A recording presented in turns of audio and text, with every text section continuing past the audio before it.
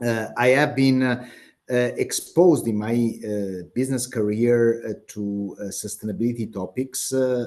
Also, as I was responsible for operational businesses, I recall in my past as leading the global product management for plastic additives that, for example, the durability of items was important, an important sustainability factor to drive also purchasing decision in the value chain, even at that time. But to be very frank, the topic of sustainable transformation, and in particular the topic of climate, is relatively recent, right? So unfortunately, right, it has been really top of mind of businesses in the last few years, and my exposure to the climate topic has started not too long ago, in fact, right? So something like 5 years ago,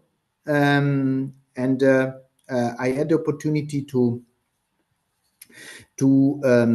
operate, as you explained, right, at the interface between digital and sustainability. At that time, BASF was introducing and launching its own carbon accounting solution. We will go into that later also in the presentation.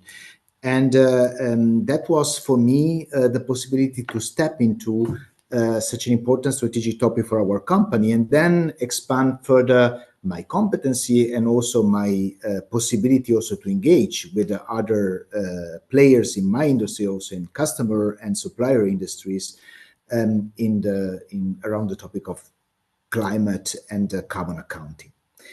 Therefore, I'm really happy to be here and having the chance also to give a little bit back some of the experience accumulated in BASF, but also in the initiatives that you were mentioning before. Nice, yeah. And I mean, it's very interesting to see, right? As you mentioned, it's only been a couple of years maybe since you got closer to that topic of climate. But as we will see in your presentation, I mean, it's quite a way that you already made, but you will also give an outlook on what is still to come. So I think there's a lot of information in there and a lot of takeaways also for our audience. And I'm really very sure that I'm not the only one looking forward to your presentation. But before handing over to you, I would actually like to encourage everybody on the call also to engage throughout today's session. So there is the Q&A tool here that you can then also, use in order to put your questions into the chat. So you will find the small sign with the question mark in it. So you just click on it and then you can post your questions. I would try to either ask them during the session or then after the presentation from Alessandro is done.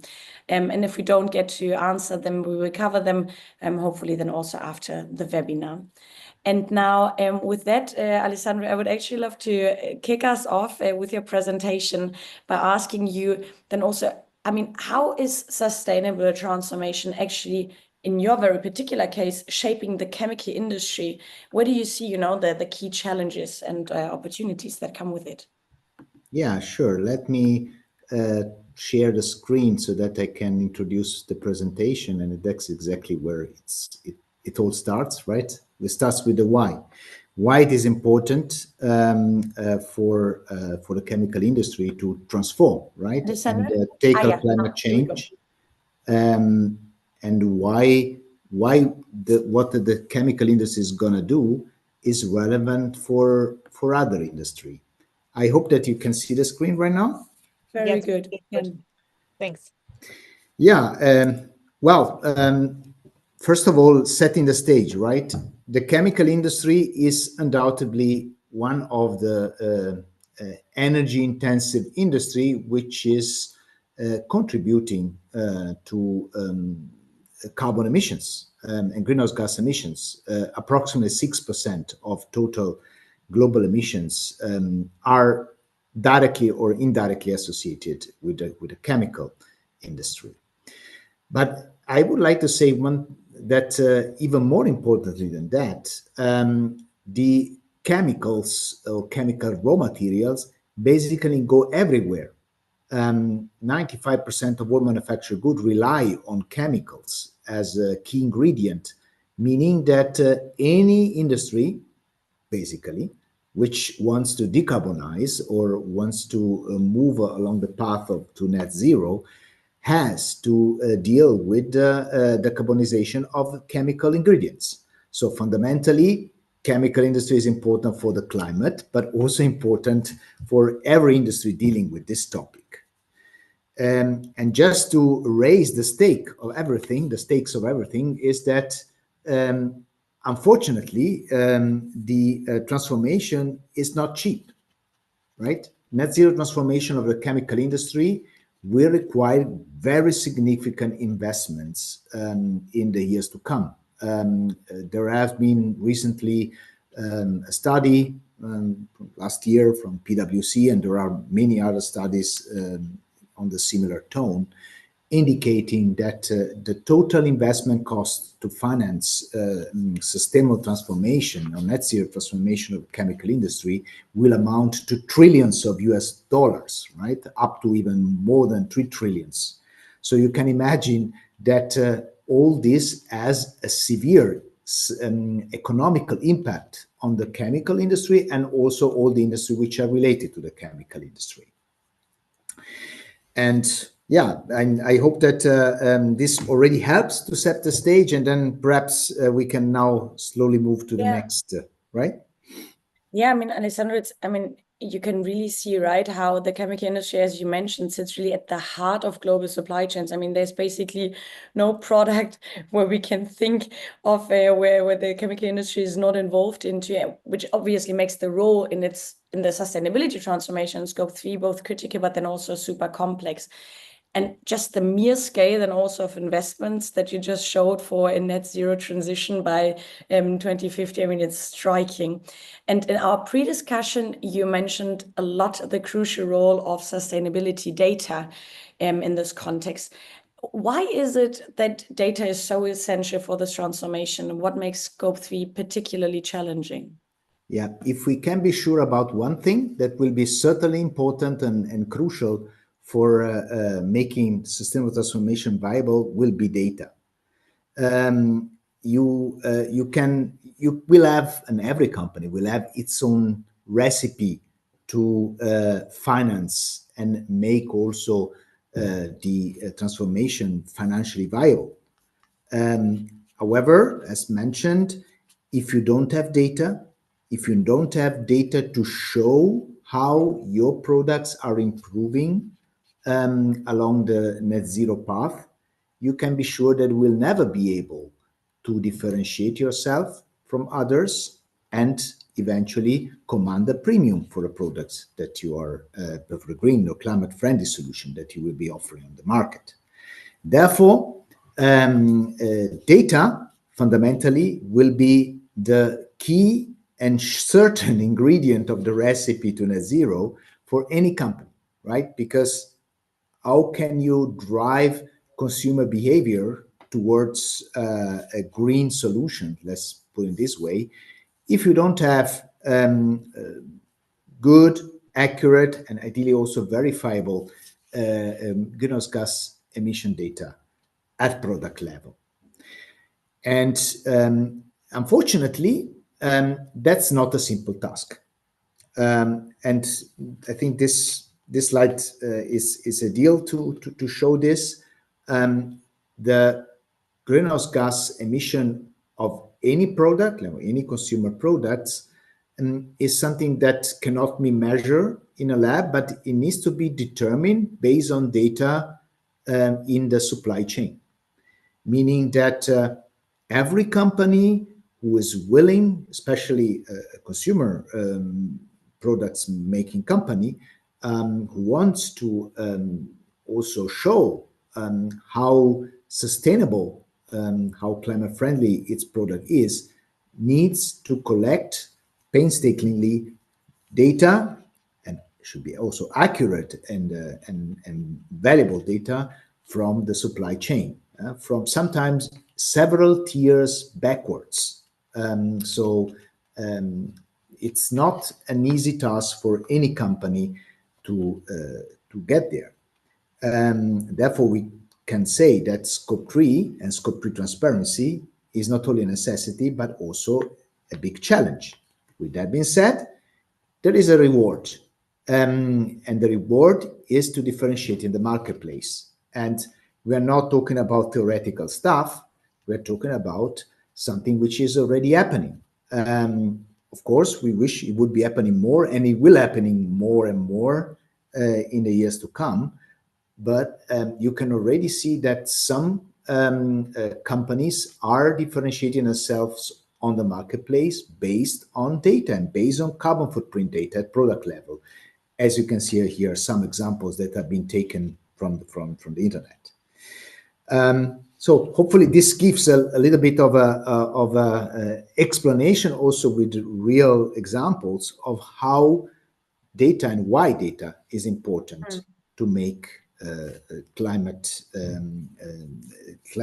climate goal a reality and an economically viable reality.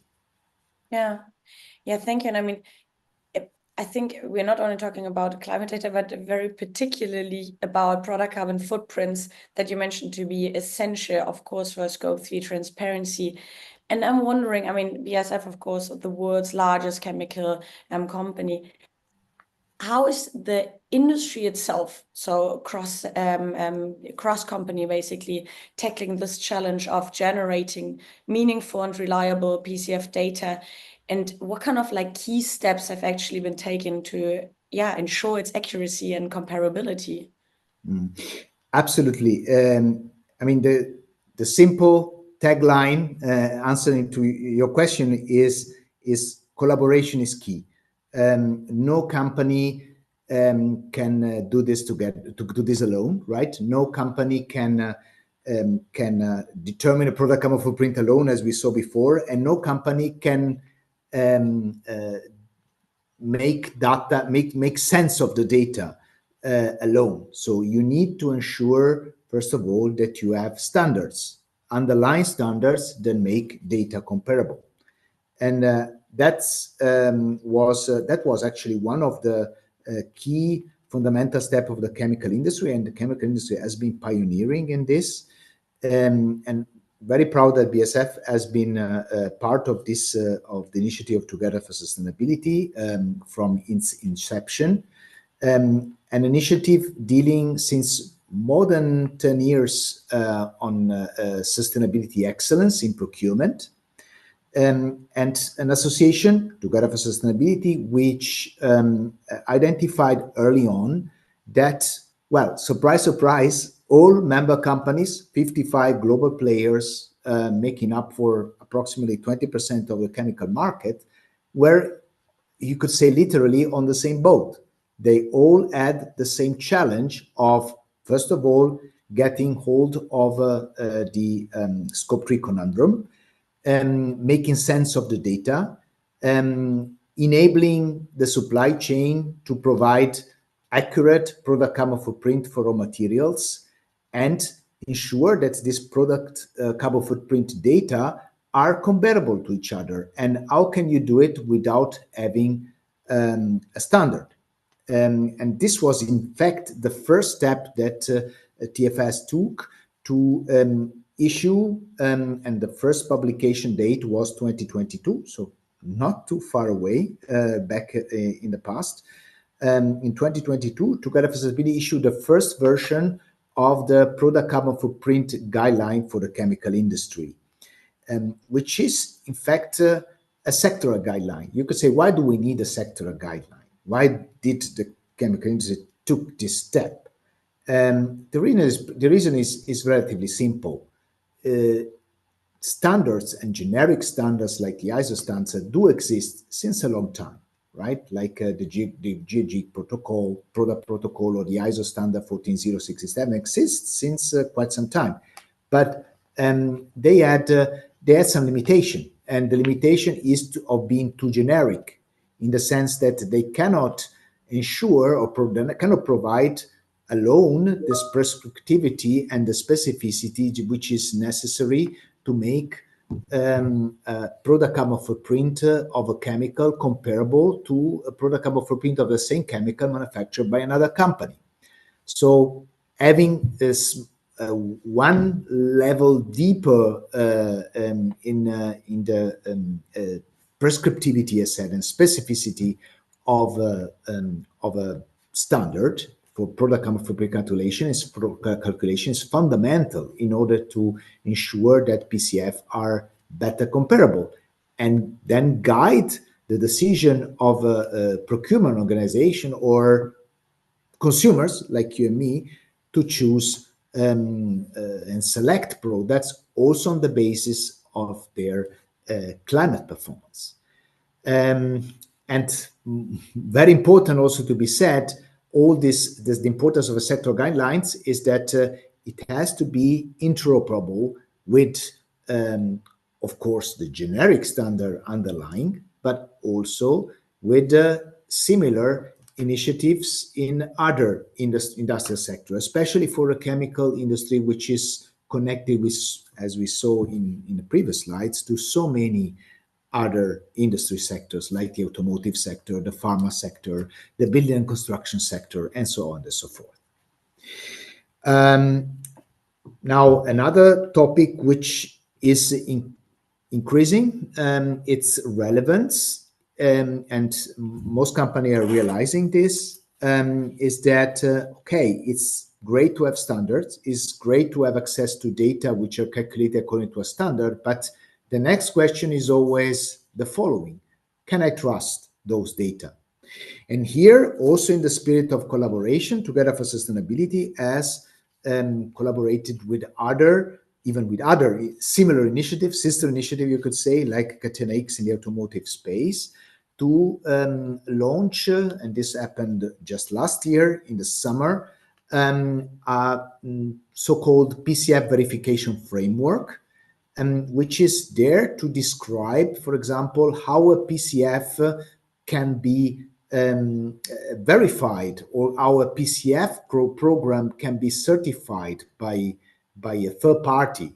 This document, which is freely available in the net, has been developed, in fact, also with the contribution of leading auditing and certification companies like Deloitte, PwC, and TfS, and provides now a guidance and a standardization of what is trust for product carbon footprint.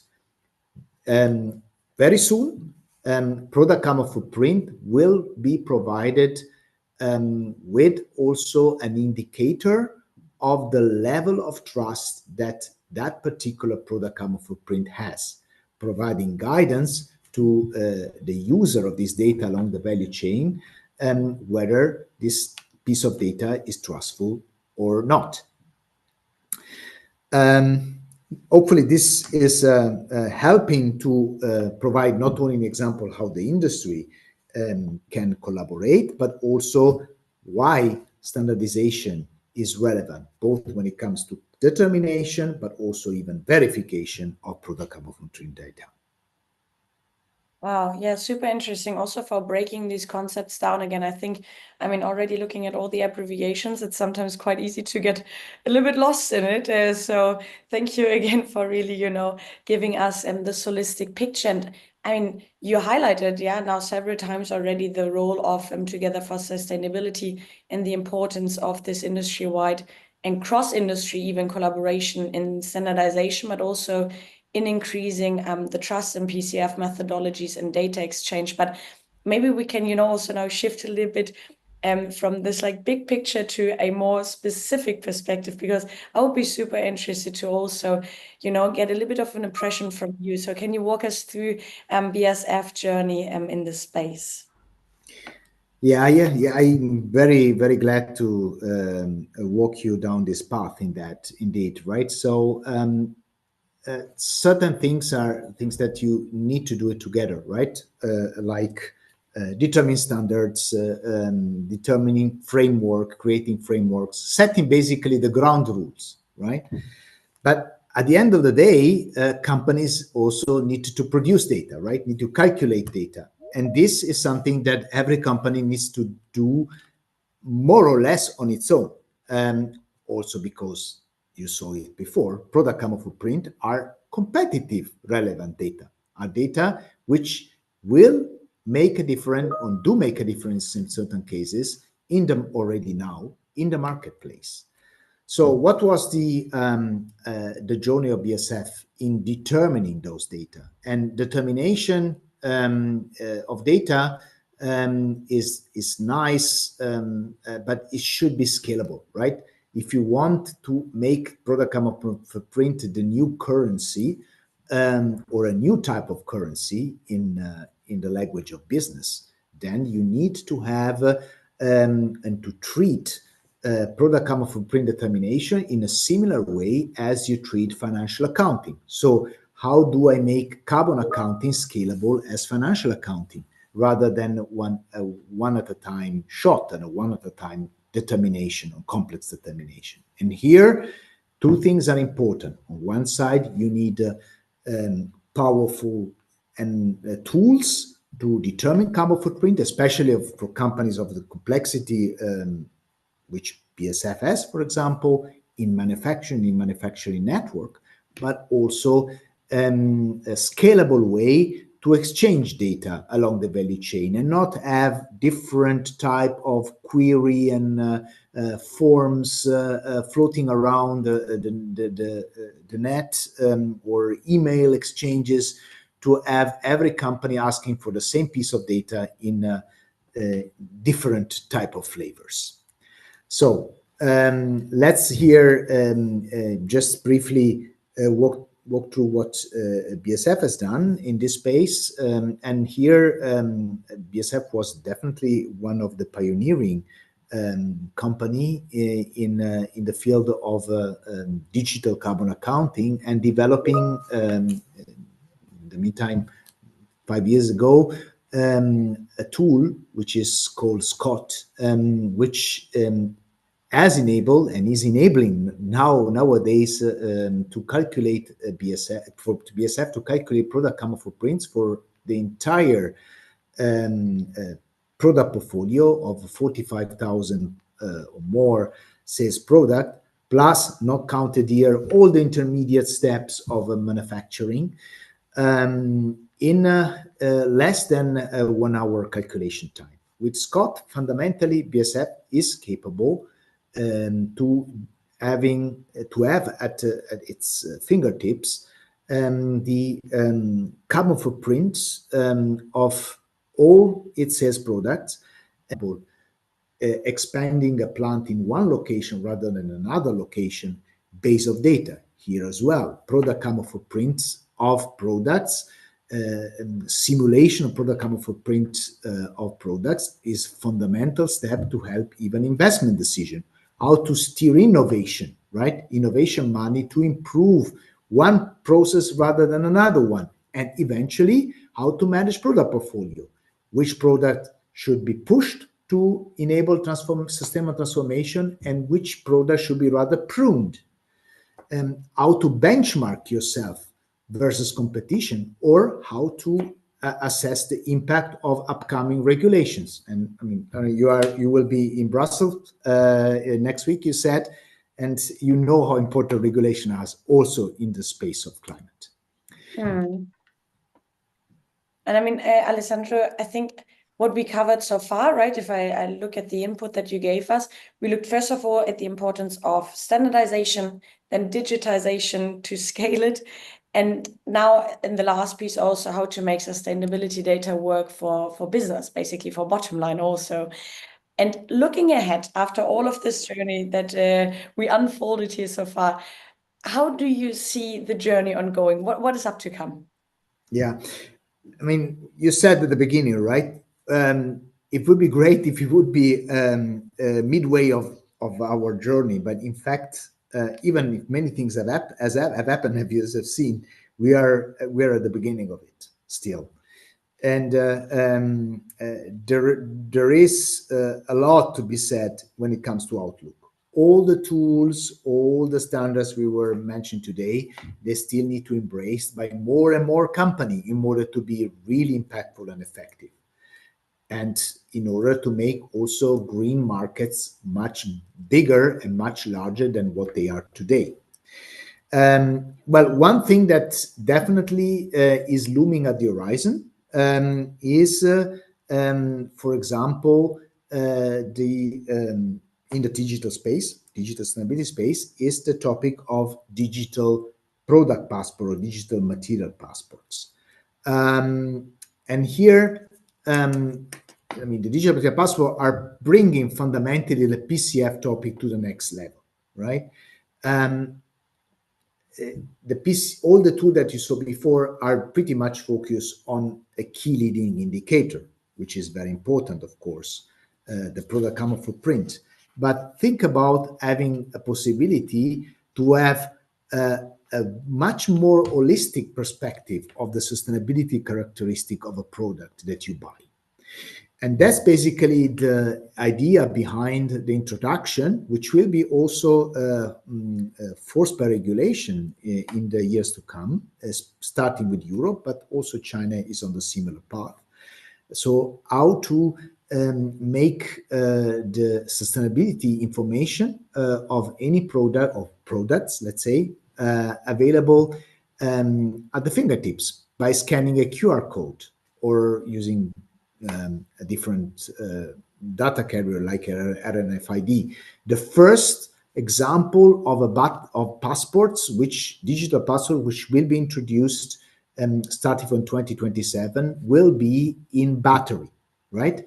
The battery passport is the first example, but we see here in this slide that also in other sectors, in other type of consumer and intermediate products, the regulator will be pushing for the introduction of digital product passports, like in the case of textiles, in the case of furniture, in the case of tires, in the construction industry space, for detergents, and many, many, many more products.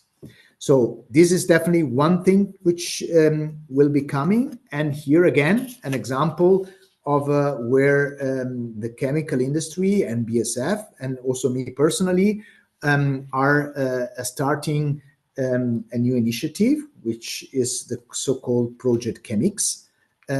Again, a collaboration of a cross-sectoral collaboration in this particular case, chemical companies, tech companies, and you see also associations.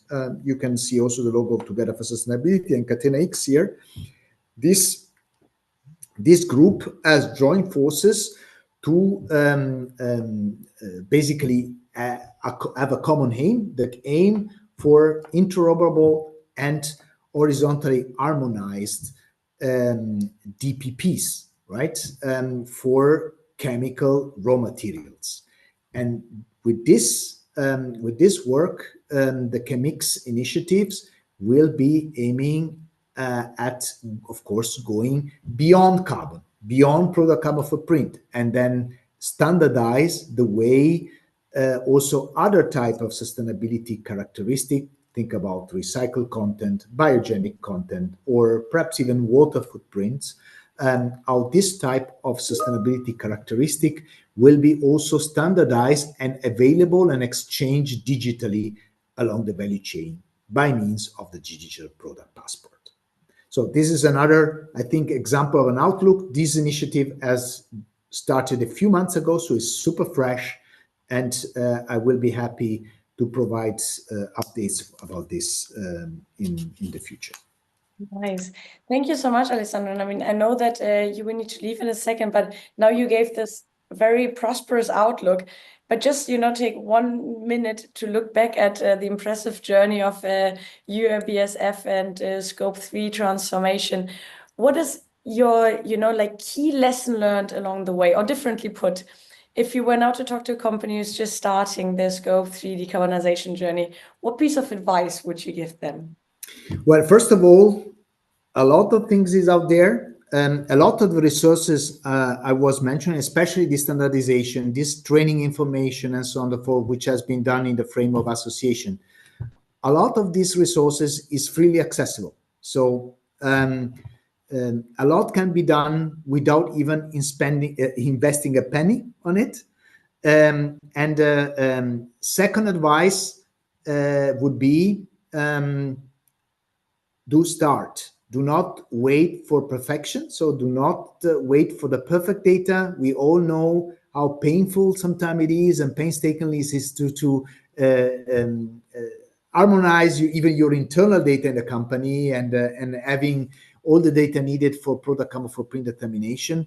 But still, even having imperfect data is still sufficient to gain expertise and improve on this journey. So better start with imperfect data and imperfect setup rather than waiting for the perfect solution.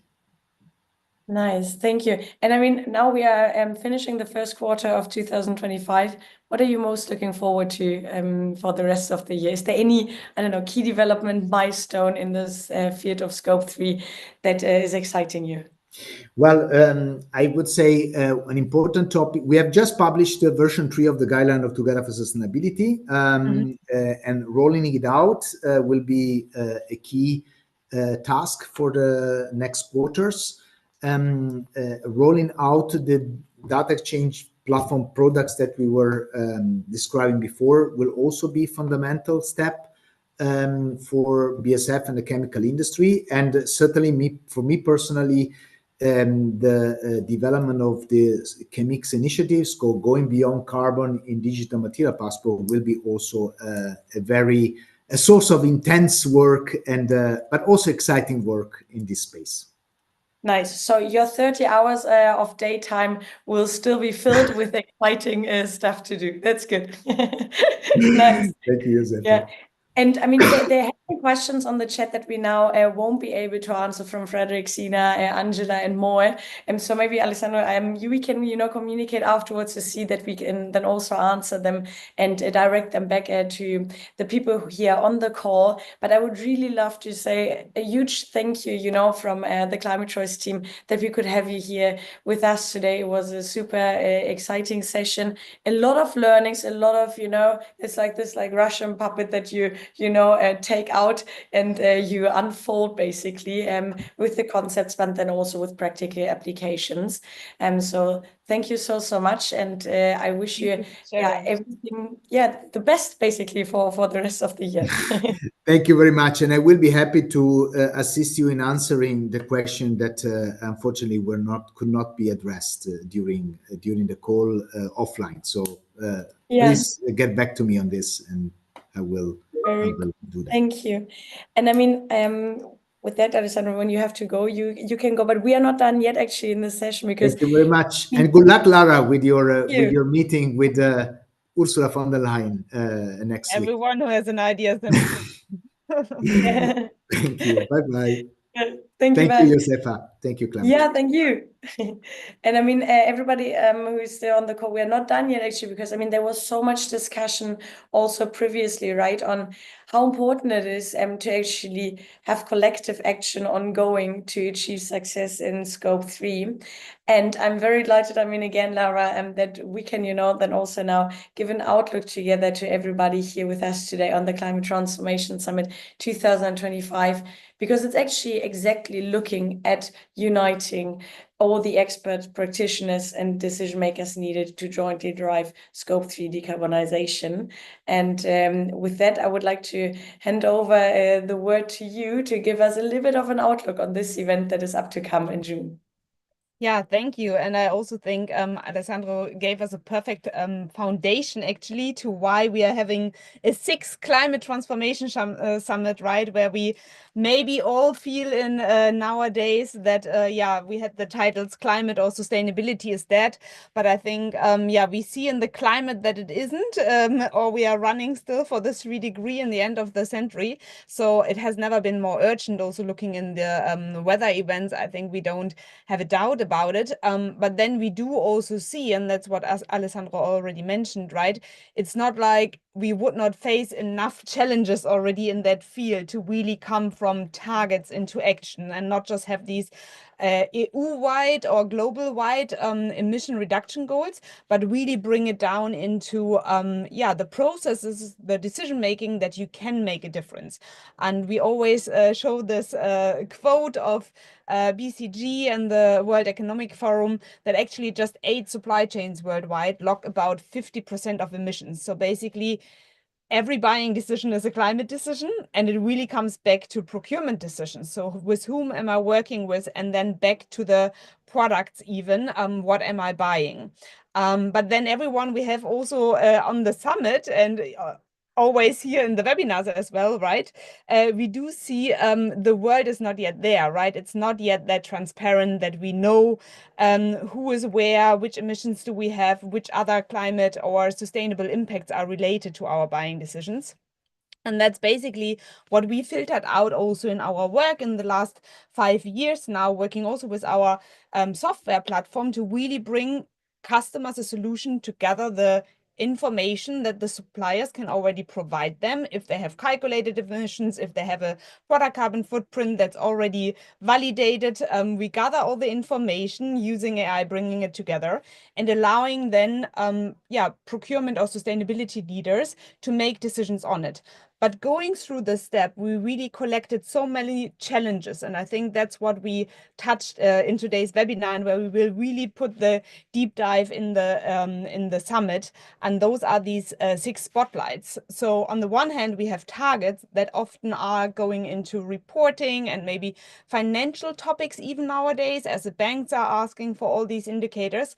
But then on the other hand, we have just a reality of a market where like 50% of suppliers or business partners often cannot provide yet any data. So most companies are really flying blind and have to make decisions while running in the process. And now also not just making decisions, but really building up a business case. So we are talking about like how to secure budgets, how to bring in digital tools, how to also do actually cross-industry collaboration. So that's also what Alessandro said. It's really, really good if the chemical industry is building their standards and has like some tools for them provided, but then also their suppliers are part of other industries most often, and we all need to come together. So that's really the essence of the summit, and we had it last year the first time in person, and we will have it this year again for 100 people joining us, and the first time for 2 days, because actually we had so many sparking, interesting conversations last year that we're really going to have the first day focused on panels, insights, keynotes, but then the second day going very deep dive also in workshops and community and industry roundtables. So we're going to have an exciting journey for 2 days in Berlin in the summer. Actually, the 4th of June is also the World Climate Day. So just fitting. And we have many great partners with us who really make the summit possible and have the first 25 speakers close. So we are really excited to bring everyone from practitioners to experts to everyone just starting in the field together and think about how to bring climate on top of the agenda, make it a business case, but then also going deep in the supply chains and seeing which kind of best practices are already out there and how can we tackle it through collaboration and cross-industry best practices and learnings.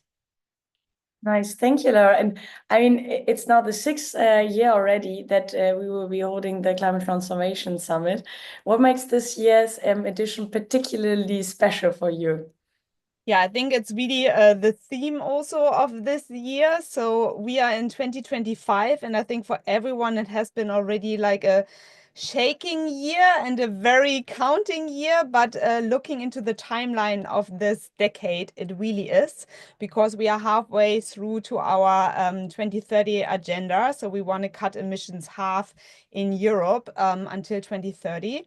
And we are quite not there. And everything outside Europe is also moving very fast in all directions.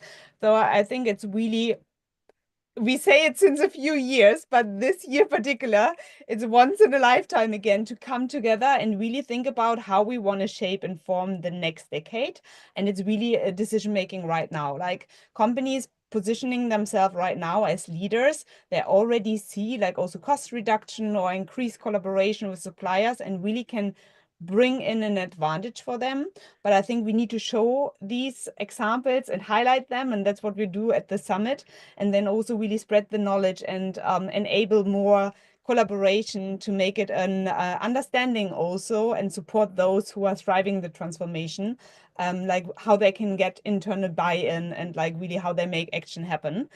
So I'm very excited about this summit to like bring in motivation, inspiration, and really everyone fuel everyone who's working on the transformation and build a strong community around it.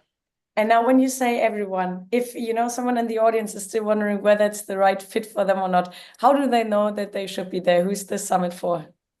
Exactly. So we are targeting sustainability and procurement leaders mainly. So most often those are the roles where you are the decision maker around, sustainability, the climate journey of your company, sustainability, decarbonization in scope 3.